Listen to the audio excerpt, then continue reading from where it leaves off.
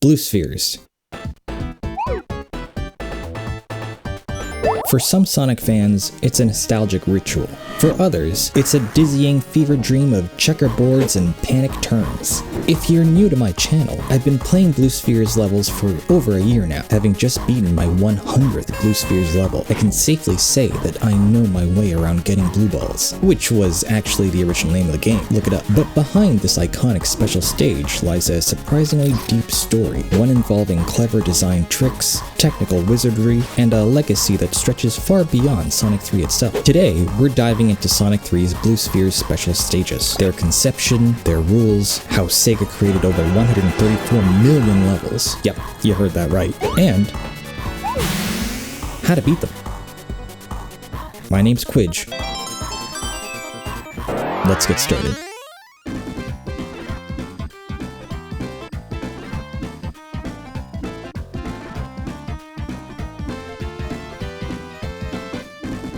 The Blue Spheres special stages debuted in Sonic the Hedgehog 3 and continued in Sonic & Knuckles. And just so that we're clear, these were the same game. The lock-on technology Sega developed for Sonic & Knuckles was an excellent way to ensure their ambitions for a Sonic game could come true. It was also a great way to develop a virtually infinite minigame as a byproduct, but we'll get to that in a bit. The idea for these special stages came from a somewhat expected place, Dragon Ball Z.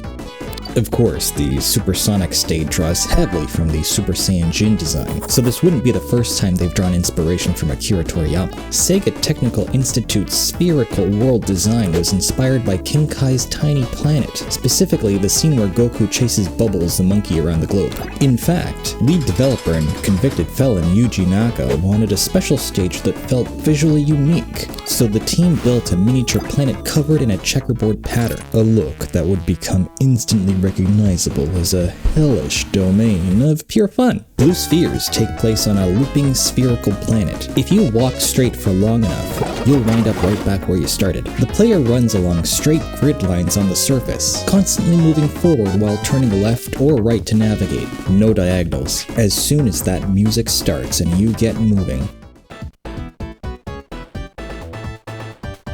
you can never stop. All you can do is change direction and jump. Here are the core gameplay rules for the classic version of Blue Spheres. Collect all blue spheres to clear the stage. Avoid touching red spheres, which will end the stage immediately. Collecting all rings is a secondary objective, but awards you a perfect bonus. In Sonic 3 and Knuckles, this means an additional 50,000 points. But in other games, like in Sonic Mania, you earn a gold medallion instead of a silver one. Collecting the outer rim of blue spheres in a bunch turns them into rings. This is the only way to earn a perfect bonus. Bumpers bounce the player backward. This is dangerous, of course, because, like I said before, you can't stop moving. Orange spheres bounce you into the air to launch you over areas. And the last thing to remember is the best part of the game, the music. Sonic games are always fantastic at integrating music into each and every level. Sonic 1,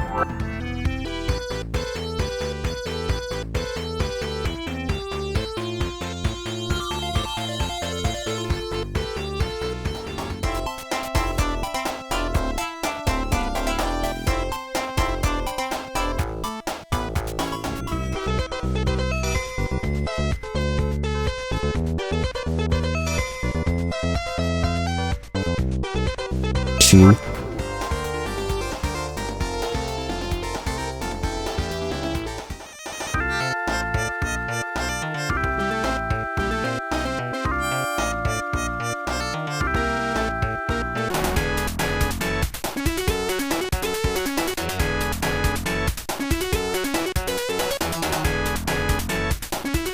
and 3.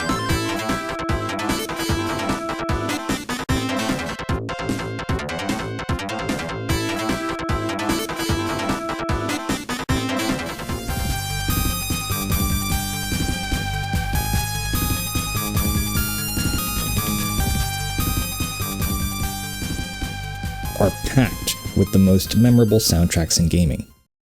Look at this footage, and think about the music that plays when Sonic is drowning. I don't even have to play the music for you. It's playing in your head right now, and you're probably on the verge of having a panic attack. There you go, he's safe now. Blue Spheres incorporates music into the gameplay in probably the most seamless way. The longer you take to finish a level, the faster you go. And the faster you go, the faster the music plays.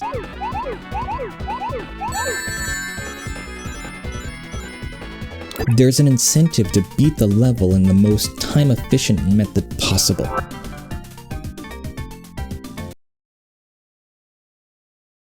That's about it.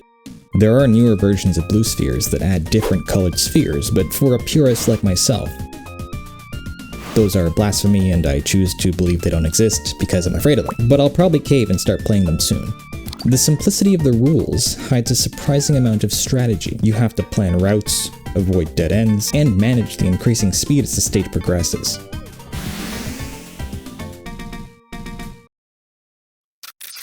Sonic 3 is coming. Look for the shadow! On Groundhog Day. When Sonic and Knuckles released, Did you see the shadow? Look out! Sega introduced lock-on technology. Plug in Sonic 2 and use Knuckles to play in a whole new way. Plug in Sonic 3 for 34 megs of power, new worlds, and surprise endings. Sonic and Knuckles with lock-on technology, only on Sega Genesis. Allowing players to plug another Genesis cartridge into the Sonic & Knuckles cart. This allowed you to play the original set of Blue Spheres bonus stages in Sonic 3 to become Supersonic, but then tack on the additional Blue Sphere stages in Sonic & Knuckles to become Hypersonic and achieve the true ending of the game.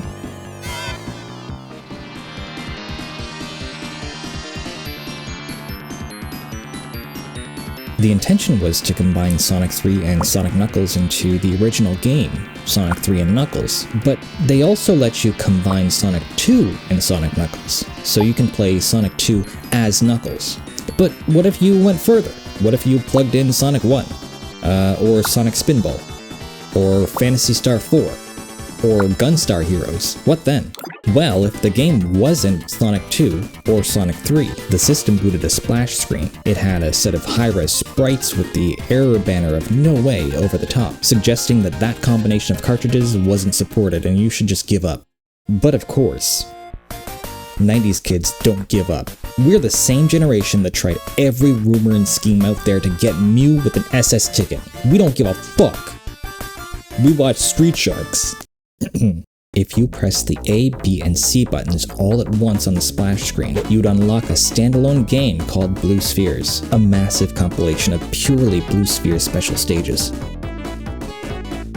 Now, when I say massive, how massive is massive, you ask? The system could generate 134,217,728 unique levels. Holy forkballs. Long story short, you will never beat Sonic Blue Spheres. If you played 100 levels a day, every day, since this game came out back in 1994, you'd have completed less than 1% of the game.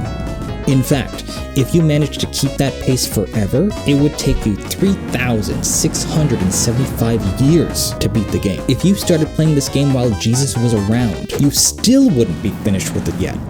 How'd they cram that much game into those cartridges? Well, they used procedural generation and randomization. This wasn't real-time procedural generation, of course, because remember, this was 1994. But they were clever about it. Instead, Sega pre-calculated all possible combination of stage chunks and stored them as a giant library of potential levels. Each level was assigned a 12-digit code, allowing players to replay or share specific stages. When you beat a level, you progress by just one level and earned one level code. If you score a perfect bonus, you actually jump 10 levels, meaning you were awarded 10 different level codes and could go back and play all the levels you skipped, or just keep on going forward. How the randomization worked. The game assembled stages from pre-made chunks arranged in different orders and combinations. A randomized palette changed the colors. When walking on a non-Sonic game, the system used data from the ROM header to generate a unique stage. This clever approach turned a simple special stage into a full standalone puzzle game, boosting the usefulness of lock-on technology, which really was never used again.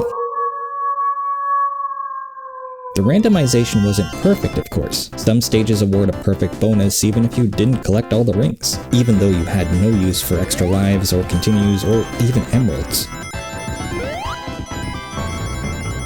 You still heard the sounds when you earned them in all the levels. Other stages have a low listed difficulty but are like crazy hard, but still, let's not forget that this was a unique puzzle game embedded into a speed-oriented platformer, which didn't really sit well with the entire audience.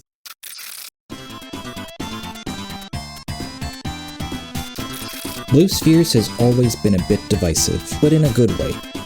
As a kid, blue spheres were the absolute worst thing known to man for me. I hated playing them, I hated watching my older brother play them, and wished they'd all go away. Now, after having beaten over 100 of these levels myself, I can honestly say that it's my favorite video game ever. I loved the near infinite levels, the high degree of challenge, and its simplicity. I could play this game for years without getting bored, which I've honestly been doing. Granted, a lot of people have every right to hate these levels. They can be disorienting, and as you progress, they can get exceptionally hard.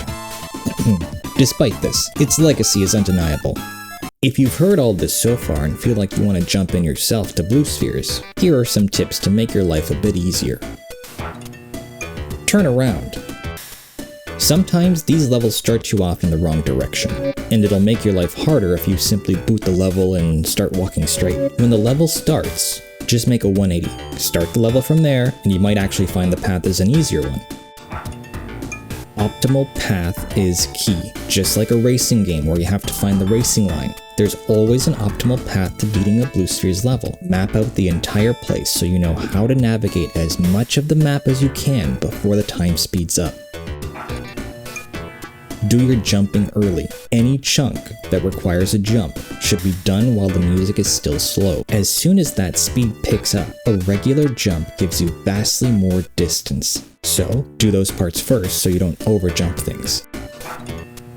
Learn to walk backwards. Sometimes, the optimal path means that you have to walk backwards. Don't be afraid of doing this. When you walk backwards, you need to have a heightened reliance on sound. If you map out your route and know the turns, this is a lot easier than it seems.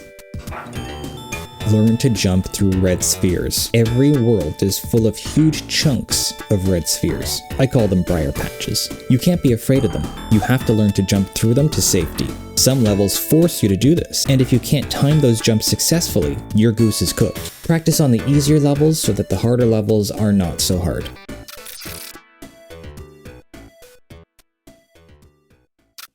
Sonic games always had special stages, but this was actually the first one that they wanted to reuse for future games. They even carved out a section of Sonic Origins to easily allow you to play any of the 134 million levels without having to dust off the Sega Genesis. And honestly, that's exactly what I've been doing. Like I said at the get-go, I've been playing these stages for well over a year now, and it's become an obsession for me. While it would be nice to beat every one of the 134 million levels of Blue Spheres, I know that's impossible. I've made my peace with it, but I'm still on a mission to beat as many of these levels as I can. So, if you like Blue Spheres, or if you like Blue Spheres and hate actually playing the levels yourself, you can stop by my channel and enjoy hundreds of them on demand. So the next time you hear that iconic Get Blue Spheres music, remember, you're not just entering a bonus level, you're stepping into a piece of gaming history. A tiny planet inspired by Dragon Ball, powered by clever engineering, and kept alive by fans like myself, and you as well, who still chase that perfect ring bonus.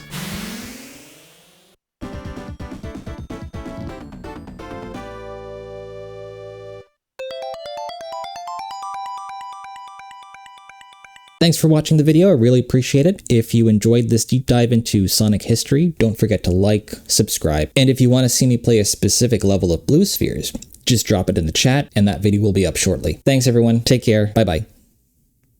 Stay in school, don't do drugs.